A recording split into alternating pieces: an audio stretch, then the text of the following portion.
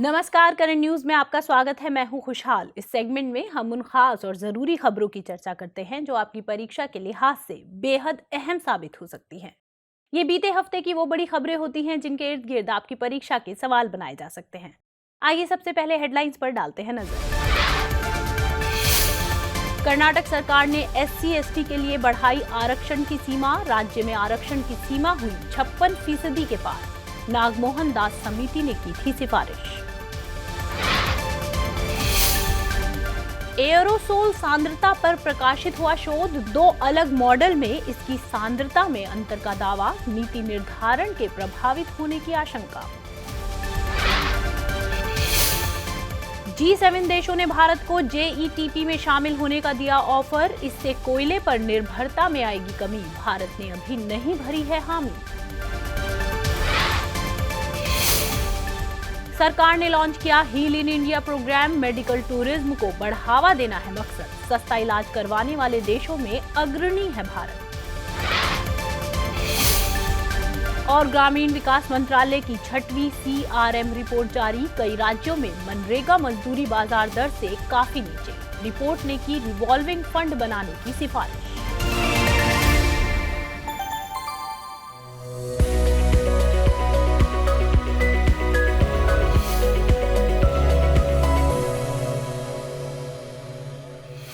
और अब खबरें विस्तार से। बीते दिनों कर्नाटक राज्य में एक अध्यादेश को मंजूरी दी गई थी जो अब 1 नवंबर से प्रभावी हो गया है। इसमें अनुसूचित जाति और अनुसूचित जनजाति की आरक्षण सीमा बढ़ाने का प्रावधान है। इसके बाद कर्नाटक राज्य में अनुसूचित जाति को मिलने वाला मौजूदा 15% आरक्षण बढ़कर 17% हो गया है। वहीं अनुसूचित जनजाति को मिलने वाला 3% आरक्षण बढ़कर 7% हो गया है। सरकार के इस फैसले के बाद राज्य में आरक्षण की सीमा करीब 56% से ज्यादा हो गई है। गौरतलब है कि यह अध्यादेश न्यायमूर्ति नागमोहन दास समिति की रिपोर्ट के आधार पर लाया गया था। सरकार के मुताबिक इसका मकसद अनुसूचित जाति और अनुसूचित जनजाति के लिए कर्नाटक के शैक्षणिक संस्थानों में सीट आरक्षण और राज्य की सेवाओं में नियुक्तियों का प्रावधान करना है। आपको बता दें कि भारतीय संविधान के अनुच्छेद 16 में लोक नियोजन के विषय में अवसर की समता की बात की गई है। इसके खंड 4 यानी अनुच्छेद 16(4) के मुताबिक राज्य या सरकार नागरिकों के किसी वर्ग के पक्ष में नियुक्तियों या पदों के आरक्षण के लिए प्रावधान कर सकती है। लेकिन ऐसा करने से पहले सरकार को यह सुनिश्चित करना होगा कि उसकी राय में इन वर्गों का प्रतिनिधित्व पर्याप्त नहीं है।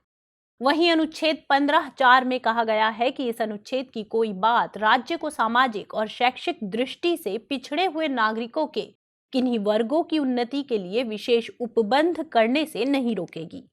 इस तरह सरकार अनुसूचित जातियों और अनुसूचित जनजातियों के लिए विशेष उपबंध 15(4) के तहत कर सकती है। जानकारी के लिए बता दें कि साल 1992 में सुप्रीम कोर्ट ने अपने फैसले में आरक्षण की अधिकतम सीमा 50% तय की थी। कोर्ट ने यह सीमा इंदिरा साहनी केस के फैसले में निर्धारित की थी। हालांकि आरक्षण की अधिकतम सीमा का प्रावधान अभी तक किसी भी कानून में नहीं किया गया है। हाल ही में केंद्रीय गृह मंत्री अमित शाह ने भारत में कानून व्यवस्था के मामले में एक समान नीति लाने की बात कही है। उन्होंने कहा है कि सीमा पार आतंकवाद और साइबर अपराध जैसे मामले क्षेत्रीय और अंतर्राष्ट्रीय सीमाओं से परे हैं। इसलिए सभी राज्यों की कानून व्यवस्था की एक समान नीति होनी चाहिए। ये बात उन्होंने एक चिंतन शिविर में बोलते हुए कही। इसमें आगे बोलते हुए अमित शाह ने कहा कि भारत में नई IPC और CRPC लाने के प्रयास किए जा रहे हैं। जल्द ही नई IPC CRPC का रूप संसद में पेश किया जाएगा। आपको बता दें कि पुलिस और लोक व्यवस्था राज्य के विषय हैं, इसलिए अपराध रोकने, पता लगाने, दर्ज करने और जांच पड़ताल करने की जिम्मेदारी राज्य सरकारों के पास है। इसके साथ ही अपराधियों के विरुद्ध अभियोजन चलाने की मुख्य जिम्मेदारी भी राज्य सरकारों की है। दरअसल भारतीय संविधान की 7वीं अनुसूची में केंद्र और राज्यों के बीच शक्तियों का बंटवारा किया गया है। 7वीं अनुसूची का जिक्र अनुच्छेद 246 में मिलता है। इस अनुसूची में 3 सूचियों यानी संघ सूची, राज्य सूची और समवर्ती सूची का उल्लेख किया गया है। राज्य सूची में उन विषयों को शामिल किया गया है जिन पर केवल संबंधित राज्य विधानमंडल ही कानून बना सकता है, जबकि समवर्ती सूची के विषय पर केंद्र और राज्य दोनों कानून बना सकते हैं। आपकी जानकारी के लिए बता दें कि IPC यानी भारतीय दंड संहिता को पहली बार साल 1860 में लाया गया था। इसके बाद समय समय पर इसमें संशोधन होते रहे हैं। इसे लाने की सिफारिश प्रथम कानून आयोग द्वारा की गई थी। इसे लॉर्ड मैकाले ने तैयार किया था। असल में यह एक व्यापक कानून है जिसमें अपराधों की परिभाषा, सजा और जुर्माने का प्रावधान किया गया है। हाल ही में प्रधानमंत्री नरेंद्र मोदी ने राजस्थान स्थित मानगढ़ धाम का दौरा किया। इस दौरान उन्होंने स्वतंत्रता सेनानी गोविंद गुरु को श्रद्धांजलि दी। इस अवसर पर पीएम ने आदिवासियों के बलिदान को याद करते हुए गोविंद गुरु के बलिदान पर प्रकाश डाला।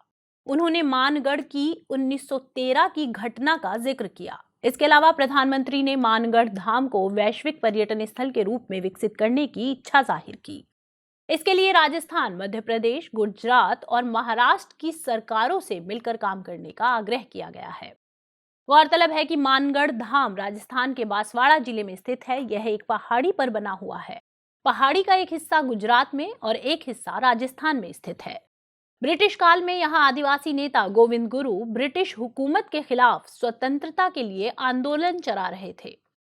साल 1913 में ब्रिटिश सरकार ने उन्हें इस जगह पर उनके आदिवासी साथियों के साथ घेर लिया था। इसके बाद अंग्रेजों ने इन आदिवासियों का सामूहिक नरसंहार किया था।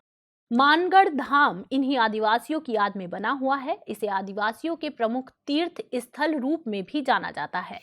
गोविंद गुरु भारत के एक सामाजिक और धार्मिक सुधारक थे। इनका जन्म 20 दिसंबर 1858 को राजस्थान के डूंगरपुर में बासिया गांव में हुआ था। ये एक बंजारा परिवार से संबंधित थे। इन्हें गोविंद गिरी के नाम से भी जाना जाता है। उन्होंने वर्तमान राजस्थान और गुजरात के आदिवासी बहुल सीमावर्ती क्षेत्रों में भगत आंदोलन चलाया था। उनके द्वारा साल 1893 में संप सभा की स्थापना की गई थी। इसका मकसद भील जनजाति को संगठित करना था। इसके अलावा उनमें सामाजिक व राजनीतिक चेतना जागृत करना भी इसका मकसद था। संप सभा में शराब न पीना, ईश्वर पूजा व हवन करना, गांव-गांव में स्कूल खोलना जैसे कार्यक्रम शामिल थे। भीलों में सामाजिक सुधार कार्यों के कारण गोविंद गिरी, बांसवाड़ा और डूंगरपुर जैसे भील क्षेत्रों में लोकप्रिय हो गए। आगे चलकर साल 1911 में गोविंद गुरु ने भगत पंथ की स्थापना की। उन्होंने भीलों में धार्मिक जागृति के साथ साथ उन्हें सामंतों व जागीरदारों के शोषण के विरुद्ध भी तैयार करना शुरू किया। इसी क्रम में गोविंद गुरु ने ब्रिटिश सरकार से आग्रह किया कि वे काल पीड़ित आदिवासियों से खेती पर लिए जा रहे कर को हटा दें, लेकिन सरकार ने उनकी बात नहीं मानी और पहाड़ी पर विरोध कर रहे लोगों को घेर कर उनका दमन कर दिया। इसमें करीब 1500 लोगों की मौत हुई। इसे 1913 के मानगढ़ नरसंहार के नाम से जानते हैं। जानकारी के लिए बता दें कि गोविंद गिरी का निधन अक्टूबर 1931 में गुजरात के पंचमहल जिले के कंबोई गांव में हुआ था। हाल ही में atmospheric chemistry and physics journal ने एक रिपोर्ट प्रकाशित की। यह रिपोर्ट एरोसोल की सांद्रता पर आधारित है। रिपोर्ट का दावा है कि ग्राउंड ऑब्जर्वेशन और जलवायु मॉडल द्वारा मापी गई वायुमंडलीय एरोसोल सांद्रता के आंकड़ों में व्यापक अंतर मौजूद है। इसका सीधा असर नीति निर्धारण पर पड़ सकता है। दोनों ही मॉडल में एरोसोल की सांद्रता में कमी होने का खुलासा किया गया है। हालांकि ग्राउंड ऑब्जर्वेशन की तुलना में जलवायु मॉडल ने एरोसोल सांद्रता में गिरावट की दर को कम बताया है। रिपोर्ट ने कहा है कि जलवायु मॉडल को एरोसोल की सांद्रता के संबंध में सटीक आंकड़े एकत्रित करने की जरूरत है ताकि वे हीट या कूलिंग इफेक्ट का बेहतर अनुमान लगा सके। इससे भविष्य के जलवायु परिवर्तन के संबंध में अनुमान लगाना भी आसान होगा। रिपोर्ट के मुताबिक एरोसोल सांद्रता आमतौर पर दक्षिणी और मध्य यूरोप के शहरी स्थानों में उत्तरी यूरोप के ग्रामीण क्षेत्रों की तुलना में अधिक देखने को मिली। आपको बता दें कि एरोसोल बादल निर्माण प्रक्रिया में महत्वपूर्ण भूमिका निभाता है। बढ़े एरोसोल कणों से बादल में छोटी बूंदों की संख्या कम होती है, नतीजतन बारिश में कमी आती है। दरअसल सूक्ष्म ठोस कणों अथवा जलवाष्प या किसी अन्य गैस में कोलाइड को एरोसोल कहा जाता है। हवा में उपस्थित एरोसोल को वायुमंडलीय एरोसोल कहा जाता है। धुंध, धूल, वायुमंडलीय प्रदूषक कण और धुआं एरोसोल के उदाहरण हैं। एरोसोल प्राकृतिक और मानव जनित हो सकते हैं। प्राकृतिक स्रोतों की बात करें तो ज्वालामुखी, समुद्री नमक और जंगल की आग इसके लिए प्रमुख रूप से जिम्मेदार हैं। इसके अलावा मानवीय स्रोतों में कोयला, तेल और गैस जैसे जीवाश्म ईंधनों के दहन वायुमंडल में एरोसोल को छोड़ते हैं। एरोसोल फेफड़ों के ऊतकों को नुकसान पहुंचाने के अलावा फेफड़ों से जुड़ी कई बीमारियों को जन्म देते हैं। साथ ही सौर ऊर्जा को पृथ्वी से अवशोषित या परावर्तित करते हैं तथा जलवायु को प्रभावित करते हैं। हाल ही में यूएनईपी यानी यूनाइटेड नेशन एनवायरनमेंट प्रोग्राम ने उत्सर्जन गैप रिपोर्ट 2022 जारी की है। इस रिपोर्ट का शीर्षक the closing window climate crisis calls for rapid transformation of societies है। यह यूएनईपी द्वारा प्रकाशित रिपोर्ट का 13वां संस्करण है। इसमें ग्रीन हाउस गैस उत्सर्जन को कम करने के लिए उठाए जाने वाले महत्वपूर्ण कदम और उसकी आवश्यकता पर ध्यान केंद्रित किया गया है। रिपोर्ट में विभिन्न देशों द्वारा ग्रीन हाउस गैस उत्सर्जन को कम करने की प्रतिबद्धता और प्राप्त लक्ष्यों के बीच के अंतर का आकलन किया गया है। गौरतलब है कि सभी देशों को इस सदी तक वैश्विक तापमान वृद्धि को पूर्व औद्योगिक स्तर से 2 डिग्री सेल्सियस से नीचे रखना है, जबकि रिपोर्ट के मुताबिक इस सदी के अंत तक वैश्विक तापमान में 2.8 डिग्री सेल्सियस की वृद्धि होने की उम्मीद है। निर्धारित तापमान को बनाए रखने के लिए वैश्विक स्तर पर उत्सर्जन में लगभग 45% की कटौती करनी होगी। रिपोर्ट के मुताबिक साल 2020 के दौरान वैश्विक उत्सर्जन में शीर्ष 6 देशों और ईयू का लगभग 55% योगदान रहा। ईयू के अलावा इनमें शामिल देश हैं चीन, भारत, इंडोनेशिया, ब्राजील, रूसी संघ और संयुक्त राज्य अमेरिका। इनका साल 2021 में जीएचजी उत्सर्जन साल 2019 की तुलना में काफी ज्यादा था। वहीं G20 सदस्य देश वैश्विक उत्सर्जन में 75% के लिए जिम्मेदार रहे। रिपोर्ट के मुताबिक साल 2020 में प्रति व्यक्ति औसत वैश्विक जीएचजी उत्सर्जन 6.3 टन CO2 के बराबर था, जबकि भारत के संदर्भ में यह आंकड़ा 2.4 टन CO2 से भी कम था। रिपोर्ट में खाद्य और पशुधन द्वारा मीथेन और कार्बन डाइऑक्साइड उत्सर्जन पर भी ध्यान आकर्षित किया गया है। इनका कहना है कि जलवायु परिवर्तन और अन्य पर्यावरणीय समस्याओं में खाद्य प्रणालियों का प्रमुख योगदान है। इन गतिविधियों में शामिल है भूमि उपयोग प्रतिरूप में परिवर्तन, जैव विविधता की हानि, कृषि और पशु जुगाली द्वारा मीथेन गैस का उत्सर्जन आदि। रिपोर्ट का कहना है कि अगले 8 वर्षों में दुनिया को ग्रीन हाउस गैसों के उत्सर्जन को कम करना होगा। ऐसे में इसे कम करने के लिए तत्काल सुधार की आवश्यकता है। इसके अलावा वैश्विक इस्पात उत्पादन की कार्बन उत्सर्जन तीव्रता में वृद्धि को रोकने के लिए भारी उद्योग में वैकल्पिक प्रौद्योगिकियों को अपनाने की जरूरत है। हाल ही में टेक कंपनी गूगल को एक बार फिर बड़े जुर्माने का सामना करना पड़ा। यह जुर्माना CCI यानी भारतीय प्रतिस्पर्धा आयोग ने लगाया है। आयोग ने एक बार फिर से गूगल को बाजार में अपने दबदबे का बेजा फायदा उठाने का दोषी पाया है। उस पर अपने पेमेंट ऐप और इन ऐप पेमेंट सिस्टम को गलत तरीके से बढ़ावा देने के आरोप हैं। इस तरह गूगल पर अनुचित व्यापार व्यवहार के लिए यह कार्रवाई की गई है। इसके साथ ही आयोग ने गूगल प्ले स्टोर पर third party billing payment processing system तक पहुंच प्रदान करने सहित 8 सुधारात्मक उपाय करने के भी सुझाव दिए हैं। इन उपायों को लागू करने और व्यवहार में बदलाव करने के लिए गूगल को 30 दिन का समय दिया गया है। गौरतलब है कि इससे पहले CCI ने गूगल पर एंटी कंपटीशन प्रैक्टिस के एक अन्य मामले में 1337.76 करोड़ रुपए का जुर्माना लगाया था। आयोग के मुताबिक गूगल प्ले स्टोर पर ऐप डेवलपर्स के लिए प्ले स्टोर के बिलिंग सिस्टम पर निर्भरता की अनिवार्यता है। इस तरह गूगल ने डेवलपर्स को इन ऐप भुगतान प्रणाली का इस्तेमाल करने के लिए मजबूर किया है। यह एक तरीके से डेवलपर्स पर अनुचित शर्त लगाने की तरह है, जो प्रतिस्पर्धा कानून का उल्लंघन करती है। इस शर्त की वजह से गूगल प्रतिस्पर्धी मोबाइल वॉलेट और UPI के जरिए भुगतान सुविधा उपलब्ध कराने वाले अन्य ऐप की पहुंच बाधित कर रहा है। गौरतलब है कि इस मुद्दे पर गूगल वैश्विक स्तर पर पहले से ही आलोचना का सामना कर रहा है। हालांकि कई देशों में कंपनी अब वैकल्पिक भुगतान प्रणाली की भी अनुमति दे रही है। आपको बता दें कि प्रतिस्पर्धा कानून को साल 2002 में लाया गया था। इसका मकसद भारत में स्वस्थ प्रतिस्पर्धा को बढ़ावा देना है। यह देश के आर्थिक विकास को ध्यान में रखते हुए ऐसे व्यवहार को रोकता है जो प्रतिस्पर्धा पर विपरीत प्रभाव डालते हैं। इस तरह यह बाजार में प्रतिस्पर्धा का संवर्धन और उसे बनाए रखने का काम करता है।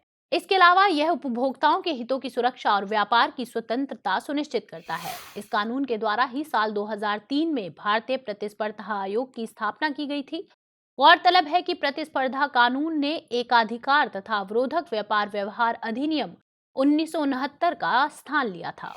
हाल ही में G7 समूह के देशों ने भारत से JETP यानी जस्ट एनर्जी ट्रांजिशन पार्टनरशिप में शामिल होने की बात कही है। इससे भारत की स्वच्छ ऊर्जा परियोजनाओं में तेजी आएगी, साथ ही भारत की कोयले पर निर्भरता में भी कमी आएगी। हालांकि इसमें शामिल होने के संदर्भ में भारत ने अपना रुख अभी तक स्पष्ट नहीं किया है। जानकारों का कहना है कि अगर भारत शामिल होने के लिए तैयार हो जाता है तो यह नवंबर में होने वाली UNFCCC की COP27 बैठक में इसकी घोषणा कर सकता है। गौरतलब है कि बीते दिनों यूनाइटेड नेशन के महासचिव एंटोनियो गुटेरेस ने अपनी भारत यात्रा के दौरान इसमें शामिल होने के लिए प्रधानमंत्री नरेंद्र मोदी से बातचीत की थी। हाल ही में यूएनईपी की उत्सर्जन गैप रिपोर्ट को जारी करते समय महासचिव ने फिर से G7 प्रस्ताव का उल्लेख किया था। बता दें कि जेईटीपी को यूनाइटेड किंगडम, संयुक्त राज्य अमेरिका, फ्रांस, जर्मनी और यूरोपीय संघ के समर्थन से ग्लासगो में COP26 के दौरान लॉन्च किया गया था, जिसमें दक्षिण अफ्रीका का अहम रोल था। दरअसल जेईटीपी उत्सर्जन को कम करने से जुड़ी विकसित देशों की एक पहल है। दक्षिण अफ्रीका के राष्ट्रीय जलवायु योजना यानी डीकार्बोनाइजेशन प्रयासों का समर्थन करने के लिए जेईटीपी पहल को तैयार किया गया था। इसका मकसद भारी मात्रा में कोयले पर निर्भर उभरती अर्थव्यवस्थाओं को नवीकरणीय ऊर्जा की ओर स्थानांतरित करने में मदद करना है। इसके लिए जेईटीपी विकासशील देशों को वित्तीय मदद सुनिश्चित करने के लिए कार्यरत है। गौरतलब है कि फ्रांस, जर्मनी, यूके, यूएस और ईयू यानी यूरोपियन यूनियन दक्षिण अफ्रीका का समर्थन करने के लिए 5 सालों में $8.5 बिलियन जुटाने के लिए प्रतिबद्ध है। इसी क्रम में G7 ग्रुप ने भारत, इंडोनेशिया, सेनेगल और वियतनाम को इसमें शामिल करने का आग्रह किया है।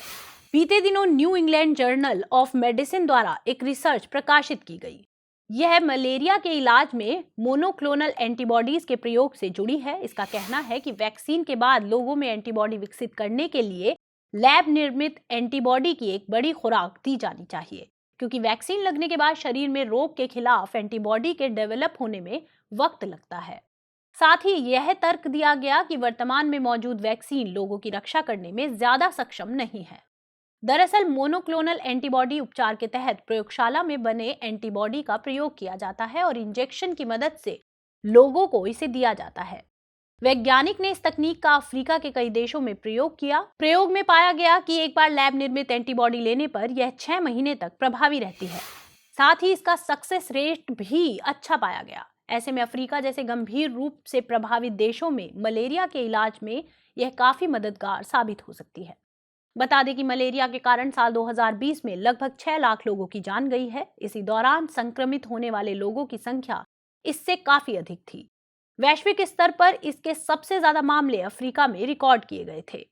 गौरतलब है कि बीते साल WHO ने मलेरिया की वैक्सीन को मंजूरी दी थी। इस वैक्सीन का ब्रांड नाम मॉस्क्यूरिक्स है। इस वैक्सीन को 5 महीने से ऊपर के किसी भी उम्र के लोग को दिया जा सकता है।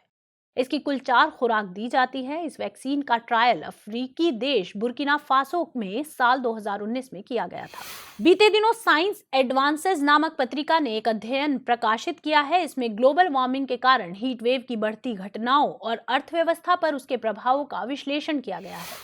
रिपोर्ट का कहना है कि 1990 के दशक की शुरुआत से ग्लोबल वार्मिंग और हीट वेव के चलते वैश्विक अर्थव्यवस्था को खरबों डॉलर की चपत लगी है। खास बात यह है कि इसका सबसे ज्यादा असर छोटे और गरीब देशों पर हुआ है, जबकि इन देशों ने सबसे कम कार्बन का उत्सर्जन किया है। दरअसल इसके लिए कुछ शोधकर्ताओं ने दुनिया भर के वर्ष के सबसे गर्म 5 दिनों के औसत तापमान वाले स्थानों का डेटा एकत्रित किया। इसके बाद इन आंकड़ों का व्यापक स्तर पर विश्लेषण किया गया। जांच में पाया गया कि साल 1992 से लेकर साल 2013 तक हीट वेव ने आर्थिक विकास को व्यापक रूप से प्रभावित किया है। इसके कारण मानव स्वास्थ्य, उत्पादकता, कृषि उत्पादन सहित अन्य क्षेत्रों को लगभग 16 ट्रिलियन अमेरिकी डॉलर का नुकसान हुआ है। अमीर देशों ने इस स्थिति से निपटने में जहां अपने पर कैपिटा इनकम का लगभग 1.5% नुकसान झेला है, वहीं गरीब देशों को लगभग 6.7% की हानि हुई है। शोधकर्ताओं का कहना है कि इस स्थिति के मद्देनजर तकनीकी प्रगति और वैश्विक कानूनों की तत्काल आवश्यकता है, ताकि इन गंभीर जलवायु प्रभावों से लोगों को बचाया जा सके।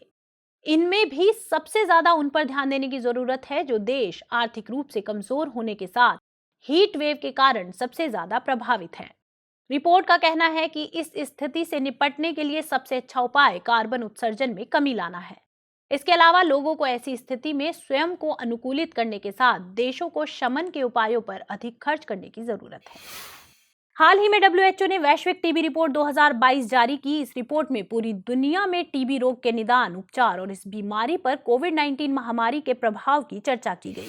रिपोर्ट के मुताबिक साल 2021 में भारत में राष्ट्रीय टीबी उन्मूलन कार्यक्रम के तहत टीबी के 21 लाख से अधिक मामले दर्ज किए गए, जो कि साल 2020 की तुलना में 18% अधिक है। रिपोर्ट का कहना है कि साल 2021 में भारत में प्रति 1 लाख जनसंख्या पर टीबी के 210 मामले रिकॉर्ड किए गए हैं, जबकि साल 2015 में यह आंकड़ा 256 था। इस प्रकार देखा जाए तो 2015 की तुलना में साल 2021 में 18% की गिरावट आई है। गौरतलब है कि टीबी के मामलों का वैश्विक औसत 11% है। ये आंकड़े टीबी के मामलों की दर के लिहाज से भारत को विश्व में 36वें स्थान पर रखते हैं। WHO का कहना है कि कोविड-19 महामारी के दौरान दुनिया भर के कई देश टीबी कार्यक्रम से प्रभावित हुए हैं, लेकिन ऐसी विकराल परिस्थितियों में भी भारत बेहतर उपायों के चलते इन व्यवधानों को दूर करने में सक्षम रहा। हालांकि साल 2021 में राष्ट्रीय टीबी उन्मूलन कार्यक्रम के तहत 21 लाख से अधिक मामले अधिसूचित हुए, जबकि इसी दौरान 22 करोड़ से अधिक लोगों की टीबी की जांच की गई थी। आपको बता दें कि WHO ने साल 2030 तक वैश्विक स्तर पर टीबी उन्मूलन का लक्ष्य रखा है। वहीं भारत ने साल 2025 तक देश से टीबी को खत्म करने का लक्ष्य रखा है। इसी लक्ष्य को प्राप्त करने के लिए भारत सरकार ने बीते दिनों प्रधानमंत्री टीबी मुक्त भारत अभियान शुरू किया था। साथ ही टीबी का उपचार करा रहे रोगियों के लिए अतिरिक्त सहायता देने के लिए निक्षय मित्र पहल की भी शुरुआत की थी। वर्तमान में 40,000 से अधिक निक्षय मित्र पूरे देश में 10.45 लाख से अधिक टीबी रोगियों की मदद कर रहे हैं। हाल ही में भारत सरकार ने हील इन इंडिया प्रोग्राम की शुरुआत की। इसका मकसद भारत में चिकित्सा पर्यटन को बढ़ावा देना है। इस पहल को केंद्रीय स्वास्थ्य मंत्रालय ने शुरू किया है। इसके जरिए चिकित्सा क्षेत्र में भारत को एक प्रमुख देश के रूप में स्थापित करने का लक्ष्य है। इसमें मेडिकल वैल्यू ट्रैवल नामक एक डिजिटल पोर्टल शामिल है। यह पोर्टल अंतर्राष्ट्रीय रोगियों के लिए भारतीय स्वास्थ्य देखभाल की एक एकीकृत खिड़की की तरह होगा। इसके जरिए भारत में रोगियों की संपूर्ण चिकित्सा यात्रा में सहायता की जाएगी। इसके साथ ही भारतीय स्वास्थ्य सुविधाओं और स्वास्थ्य पेशेवरों की क्षमता को भी प्रदर्शित किया जाएगा। असल में यह एक बहुहितधारक परियोजना है। इसमें केंद्र और राज्य सरकारों को शामिल किया गया है। इसके अंतर्गत चिकित्सा के क्षेत्र में पारंपरिक और आधुनिक दोनों तरीकों में गुणवत्तापूर्ण स्वास्थ्य सुविधाएं प्रदान करने का लक्ष्य रखा गया है। यह पहल सेवा और अतिथि देवो भव के भारतीय दर्शन पर आधारित है। आपको बता दें कि जब कोई व्यक्ति चिकित्सा उपचार के लिए अपने देश से बाहर किसी अन्य देश की यात्रा करता है तो यह चिकित्सा पर्यटन कहलाता है। पहले आमतौर पर विकासशील देशों के लोग विकसित देशों में चिकित्सा उपचार के लिए जाते थे, लेकिन पिछले कुछ सालों में इसमें बदलाव देखा गया है। अब विकसित देशों के नागरिक सस्ते और गुणवत्तापूर्ण चिकित्सा उपचार के लिए भारत जैसे विकासशील देश भी आने लगे हैं। गौरतलब है कि दुनिया भर से हर साल करीब 2 मिलियन रोगी भारत में आते हैं। इससे भारत की वार्षिक विदेशी मुद्रा में $4 बिलियन की वृद्धि होती है। इसे सरकार ने अगले 4 वर्षों में करीब $12 अरब करने का लक्ष्य रखा है। इसको संभव बनाने के लिए सरकार विभिन्न स्तर पर कई कदम उठा रही है। हाल ही में मुंबई का जिला उपभोक्ता न्यायालय ने उबर इंडिया को 20,000 रुपए भुगतान करने का निर्देश दिया है। उबर को यह भुगतान एक महिला यात्री को बतौर जुर्माना देना है। दरअसल महिला यात्री ने उपभोक्ता न्यायालय में एक शिकायत करते हुए उबर पर गंभीर आरोप लगाया था। यात्री ने शिकायत में कहा था कि उबर कैब चालक की वजह से उसकी फ्लाइट छूट गई। इसके बाद उसे दूसरी फ्लाइट बुक करनी पड़ी थी। न्यायालय ने महिला यात्री के दावे को सही पाते हुए कंपनी को दोषी पाया। इसके बाद न्यायालय ने उबर को महिला को 10,000 रुपए मानसिक कष्ट और 10,000 रुपए मुकदमे पर आए खर्च के तौर पर भुगतान करने का निर्देश दिया। हालांकि इस मामले में उबर कंपनी ने दलील दी है कि वह कैब एग्रीगेटर है, कैब की ऑनर नहीं। यह केवल यात्री और कैब चालकों के बीच संपर्क स्थापित कराती है। यहां तक कि कैब चालक भी कंपनी के अधीन नहीं होते हैं। न्यायालय ने कंपनी की दलीलों को खारिज करते हुए यात्री के पक्ष में फैसला सुनाया। उपभोक्ता न्यायालय के मुताबिक जिस ऐप से महिला ने कैब बुक की थी वह उबर की थी, इसलिए उबर इसके लिए जिम्मेदार है। आपकी जानकारी के लिए बता दें कि भारत में उपभोक्ताओं के हितों की रक्षा उपभोक्ता संरक्षण अधिनियम 2019 के तहत की जाती है। इस अधिनियम को पुराने उपभोक्ता संरक्षण अधिनियम 1986 की जगह लाया गया था। इसके मुताबिक उपभोक्ता उस व्यक्ति को कहा जाता है जो वस्तुओं और सेवाओं की खरीद करता है और अपनी आवश्यकताओं की पूर्ति के लिए उनका उपभोग करता है। इसके तहत एक उपभोक्ता को सुरक्षा का अधिकार, सूचना का अधिकार, चुनने का अधिकार और उपभोक्ता जागरूकता का अधिकार आदि प्राप्त है। गौरतलब है कि उपभोक्ता न्यायालय भारत में उपभोक्ताओं के हितों की रक्षा के विशेष उद्देश्य से बनाए हुए न्यायालय हैं। ये उपभोक्ताओं की सभी शिकायतों को सुनने का अधिकार रखते हैं। इसके साथ ही ये उन पर उचित फैसला लेने का भी अधिकार रखते हैं। इनका मुख्य कार्य यह सुनिश्चित करना होता है कि विक्रेता उपभोक्ता के प्रति ईमानदार रहे ताकि व्यवसाय भी सुचारू रूप से चले और उपभोक्ताओं का भी शोषण न हो। बीते दिनों ग्रामीण विकास मंत्रालय ने 6वीं आंतरिक CRM यानी कॉमन रिव्यू मिशन रिपोर्ट जारी की। इसका मकसद ग्रामीण क्षेत्रों के विकास से संबंधित परियोजनाओं के प्रदर्शन का निरीक्षण करना है। रिपोर्ट में 7 राज्यों सहित एक केंद्र शासित प्रदेश के आंकड़े हैं। इसमें आंध्र प्रदेश, अरुणाचल प्रदेश, कर्नाटक, नागालैंड, गुजरात, झारखंड, हिमाचल प्रदेश और जम्मू और कश्मीर शामिल हैं। इसमें ग्रामीण क्षेत्र की प्रमुख योजना मनरेगा यानी महात्मा गांधी राष्ट्रीय ग्रामीण रोजगार गारंटी योजना पर प्रमुख रूप से फोकस किया गया है। रिपोर्ट में मनरेगा के विकेंद्रीकरण की सिफारिश की गई है, जिससे इसे जमीनी स्तर पर लागू करना आसान हो सके। इसके अलावा मनरेगा के तहत शामिल परमिसिएबल यानी अनुमेय कार्यों में विविधता लाने की जरूरत है। हालांकि इस समस्या की ओर कई संस्था और विद्वान ध्यान दिला चुके हैं। रिपोर्ट का दावा है कि कार्यों में विविधता आने से कामगारों के पास काम पाने का विकल्प मौजूद होगा और लोगों के लिए काम पाना आसान होगा। साथ ही परियोजना के प्रदर्शन का स्तर भी सुधरेगा। रिपोर्ट में सरकार द्वारा दिए जाने वाले फंड में होने वाली देरी पर भी ध्यान आकर्षित किया गया है। इस कमी को दूर करने के लिए रिपोर्ट ने रिवॉल्विंग फंड बनाने की बात कही है। यह एक अतिरिक्त फंड होता है जिसका उपयोग फंड आने में देरी की स्थिति में किया जाता है, ताकि परियोजनाओं को समय पर पूरा किया जा सके। असल में रिवॉल्विंग फंड किसी भी वित्तीय वर्ष में किसी संगठन को वित्त पोषित करने का कार्य करता है। रिपोर्ट में राज्यों की मनरेगा मजदूरी दर के संदर्भ में भी चर्चा की गई है। रिपोर्ट के मुताबिक कई राज्यों में मनरेगा की मजदूरी बाजार दर से काफी नीचे पाई गई है। इसके चलते यह कार्यक्रम लोगों को आय की गारंटी देने में विफल रहा। देखा जाए तो जहां गुजरात में एक खेतीहर मजदूर की सामान्य न्यूनतम मजदूरी दर लगभग 324 रुपए प्रतिदिन है, वहीं मनरेगा मजदूरी दर 229 रुपए प्रतिदिन है। इसी प्रकार नागालैंड में 212 रुपए और जम्मू कश्मीर में 214 रुपए प्रतिदिन है। रिपोर्ट में मनरेगा मजदूरी को 600 से 700 रुपए प्रतिदिन करने की सिफारिश की गई है। खबरों के बाद अब बुलेटिन से जुड़े 5 सवालों पर डालते हैं एक नजर। इस बुलेटिन पर आधारित 5 प्रश्न इस प्रकार हैं। पहला प्रश्न, निम्नलिखित कथनों पर विचार कीजिए। कथन 1, अनुच्छेद 16(4) राज्य को नागरिकों के किसी वर्ग के पक्ष में नियुक्तियों या पदों के आरक्षण के लिए प्रावधान करने की शक्ति प्रदान करता है। और कथन 2, अनुच्छेद 15 के तहत राज्य सामाजिक और शैक्षणिक दृष्टि से पिछड़े हुए नागरिकों के किसी वर्ग की उन्नति के लिए विशेष उपबंध कर सकता है। आपको बताना है कि इनमें से कौन सा या कौन से कथन सही है या सही हैं। ऑप्शन है ए केवल 1, बी केवल 2, सी 1 एवं 2 दोनों, या फिर डी ना तो 1 और ना ही 2। अगला प्रश्न, प्रतिस्पर्धा अधिनियम 2002 के संदर्भ में निम्नलिखित कथनों पर विचार कीजिए। 1, इसका उद्देश्य स्वस्थ प्रतिस्पर्धा को प्रोत्साहित करना है। 2, इसने एकाधिकार तथा अवरोधक व्यापार व्यवहार अधिनियम 1969 को प्रतिस्थापित किया है। 3, स्वस्थ प्रतिस्पर्धा के प्रोत्साहन के लिए यह सभी प्रकार के व्यवहार को बाजार में अनुमति देता है। और 4, इसके तहत भारतीय प्रतिस्पर्धा आयोग की स्थापना की गई थी। आपको बताना है कि इनमें से कौन से कथन सही हैं। ए केवल 1 एवं 2, बी केवल 2 एवं 3, सी केवल 1, 2 एवं 3, या फिर डी केवल 1, 2 एवं 4। अगला सवाल, हाल ही में खबरों में रहे हील इन इंडिया कार्यक्रम के संदर्भ में निम्नलिखित कथनों पर विचार कीजिए। कथन 1, इसे भारत में चिकित्सा पर्यटन को प्रोत्साहित करने के लिए शुरू किया गया है। कथन 2, इसके अंतर्गत मेडिकल वैल्यू ट्रैवल नामक डिजिटल पोर्टल को शुरू किया गया है। और कथन 3, ये एक बहुहितधारक परियोजना है। उपर्युक्त कथनों में से कौन सा या कौन से कथन गलत है या गलत है। ए केवल 1, बी केवल 2, सी केवल 3, या फिर डी उपर्युक्त में से कोई नहीं। नेक्स्ट क्वेश्चन, निम्नलिखित कथनों पर विचार कीजिए। 1, मानगढ़ धाम राजस्थान के बांसवाड़ा जिले में स्थित है। 2, मानगढ़ में आदिवासी नेता गोविंद गुरु ने ब्रिटिश सरकार के खिलाफ स्वतंत्रता के लिए आंदोलन चलाया था।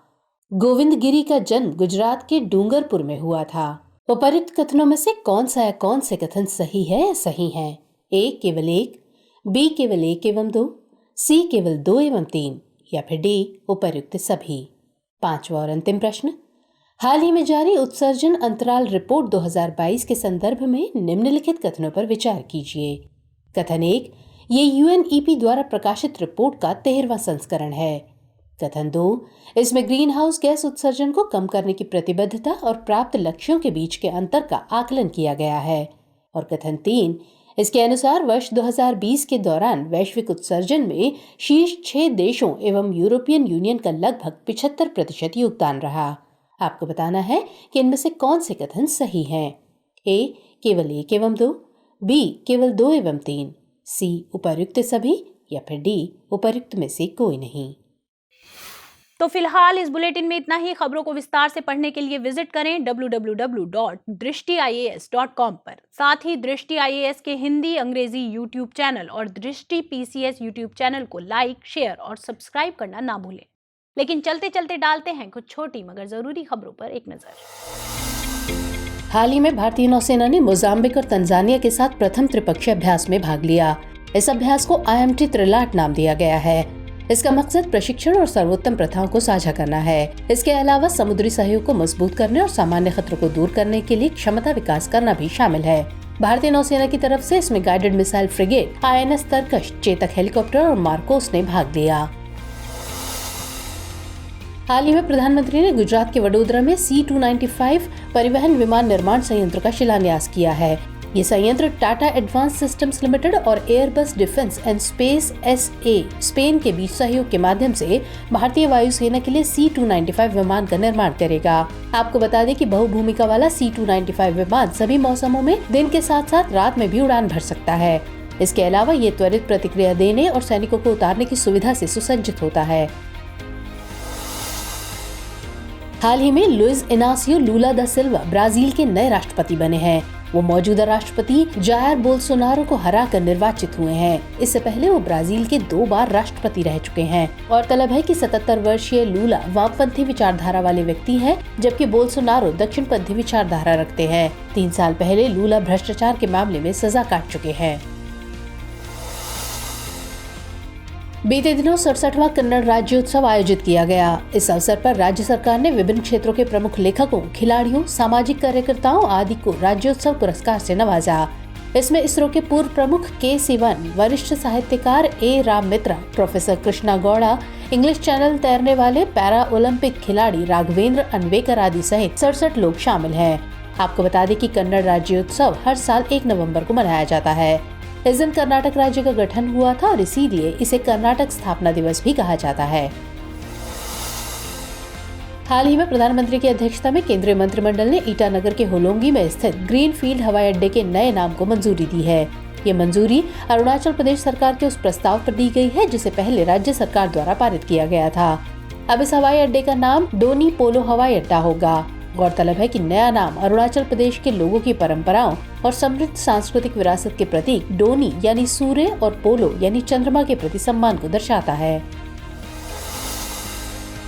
बीते दिनों DRDO ने ballistic missile defence interceptor AD-1 missile के दूसरे चरण का सफलतापूर्वक परीक्षण किया। ये परीक्षण ओडिशा के तट पर APJ अब्दुल कलाम द्वीप से लार्ज किल एल्टीट्यूड ब्रैकेट के साथ किया गया। आपको बता दें कि AD-1 लंबी दूरी की इंटरसेप्टर मिसाइल है और इसे लंबी दूरी की बैलिस्टिक मिसाइलों के साथ साथ हवाई जहाजों के कम एक्सो वायुमंडलीय और एंडो वायुमंडलीय इंटरसेप्शन दोनों के लिए डिजाइन किया गया है।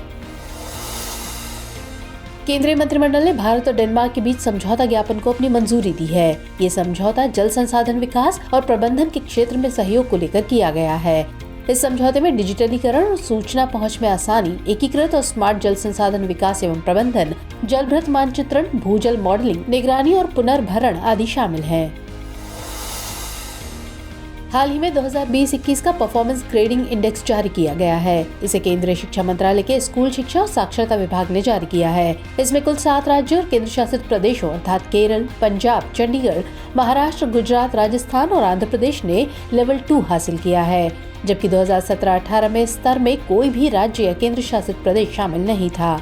वहीं गुजरात, राजस्थान और आंध्र प्रदेश अब तक किसी भी राज्य द्वारा प्राप्त उच्चतम स्तर को हासिल करने वाले नए राज्य हैं। गौरतलब है कि एक विशिष्ट सूचकांक है जो राज्य और केंद्र शासित प्रदेशों में स्कूली शिक्षा प्रणाली के साक्ष्य आधारित व्यापक विश्लेषण को प्रदर्शित करता है। इसके माध्यम से ये बताने की कोशिश की जाती है कि राज्यों की शिक्षा व्यवस्था और स्तर में कहाँ सुधार की जरूरत है। बीते दिनों भारत के पहले पानी में तैरते वित्तीय साक्षरता शिविर का आयोजन किया गया है। इसका आयोजन जम्मू कश्मीर के श्रीनगर में इंडिया पोस्ट पेमेंट्स बैंक द्वारा किया गया। इसमें निवेशक दीदी पहल की शुरुआत की गई है। गौरतलब है कि निवेशक दीदी पहल के तहत महिलाओं के लिए महिलाओं के द्वारा की अवधारणा के साथ वित्तीय साक्षरता को बढ़ावा देने का लक्ष्य रखा गया है। इसे भारत सरकार के निर्देश पर इंडिया पोस्ट पेमेंट्स बैंक ने ग्रामीण भारत को ध्यान में रखते हुए शुरू किया है। हाल ही में सामाजिक कार्यकर्ता इला भट्ट का निधन हो गया। वो करीब 89 साल की थी। उन्होंने महिलाओं को सशक्त करने में अहम भूमिका निभाई थी। उन्होंने अनगिनत महिलाओं को आर्थिक स्वतंत्रता हासिल करने में मदद की थी। उन्होंने स्वरोजगार करने वाली गरीब महिलाओं की पीड़ा को देखकर साल 1972 में सेवा यानी सेल्फ एम्प्लॉयड विमेंस एसोसिएशंस की स्थापना की थी। उनको कई अवार्ड से सम्मानित किया जा चुका है। साल 1977 में उन्हें रैमन मैग्सेसे से पुरस्कार मिला था। इसके बाद उन्हें 1986 में राइट लाइवलीहुड अवार्ड से भी सम्मानित किया गया था। आगे उन्हें भारत सरकार ने पद्म भूषण जैसे पुरस्कार से भी नवाजा था। वो साल 1986 से 1989 तक राज्यसभा की मनोनीत सदस्य भी रही।